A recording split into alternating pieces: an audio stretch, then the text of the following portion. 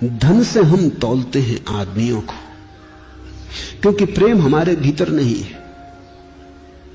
इसलिए धनी आ जाता है तो तुम उठ के खड़े हो जाते, गरीब आ जाता है तो तुम अपना अखबार पढ़ते रहते हो जैसे कोई आया नहीं, जैसे कोई कुत्ता बिल्ली गुजरती हो, कोई आदमी थोड़ी।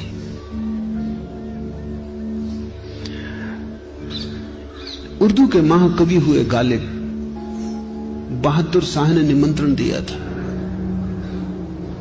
बहादुर शाह की वर्षगांठ थी सिंहासन पर आरूढ़ होने की।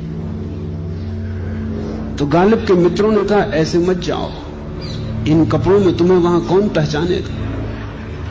तुम्हारे काव्य को पहचानने की किसके पास आंख है? तुम्हारे हृदय को मापने का किसके पास तराजू है? तुम्हारे भीतर कौन झांकेगा? किसको फुर्सत है?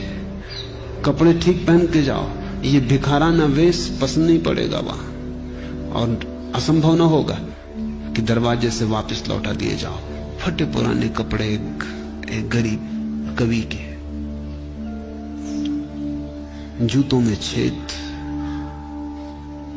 टोपी जरा जीर्ण।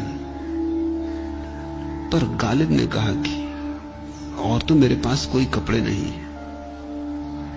मित्रों ने कहा, हम किसी के उधार ले आते। गालिब ने कहा, ये तो बात जमेगी नहीं, उधारी में मुझे जरा भी रस नहीं है। जो मेरा नहीं है वो मेरा नहीं है, जो मेरा है वो मेरा है नहीं। मुझे बड़ी बेचैनी और असुविधा होगी, उन कपड़ों में मैं बंधा बंधा अनुभव करूंगा, मुक्त न हो पाऊंगा। किसी और के कपड़े पहन के क्या जाना, जाऊंगा इसी में, जो होगा होगा।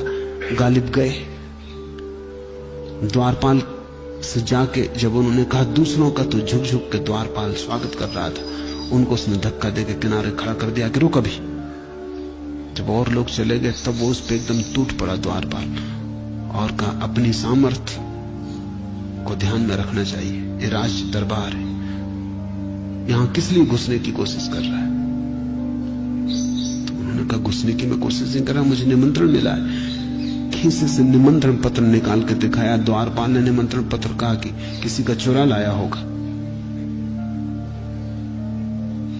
भाग यहां से, भूल के इधर मत आना। पागल कहीं का, भिखमंगे हैं, सम्राट होने का ख्याल सवार हो गया। गालिब उदास कर लौट आए। मित्रों ने कहा, पहले ही कहा था और हम जानते थे ये होगा। हम कपड़े ले आए। फिर गालिब ने इंकार न किया, कपड़े पहन लिए, उधार जूते, उधार टोपी, पगड़ी, सब शेरवानी। अब जब पहुंचे द्वार पर तो द्वारपाल ने झुककर नमस्कार किया।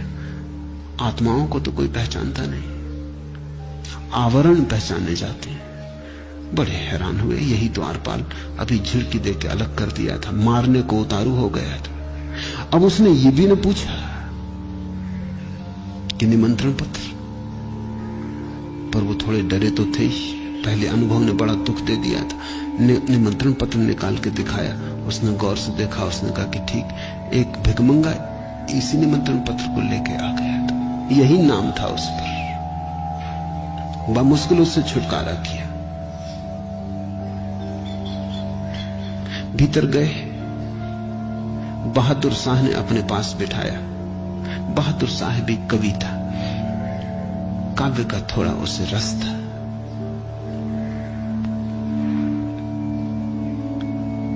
लेकिन थोड़ा चकित हुआ जब भोजन शुरू हुआ तो गालिब बगल में बैठे कुछ बेहूदी हरकत करने लगे।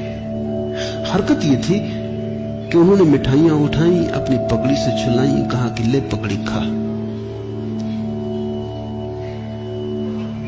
मिठाइयां उठाई, अपने कोट से छुलाई और कहा कि ले कोट खा।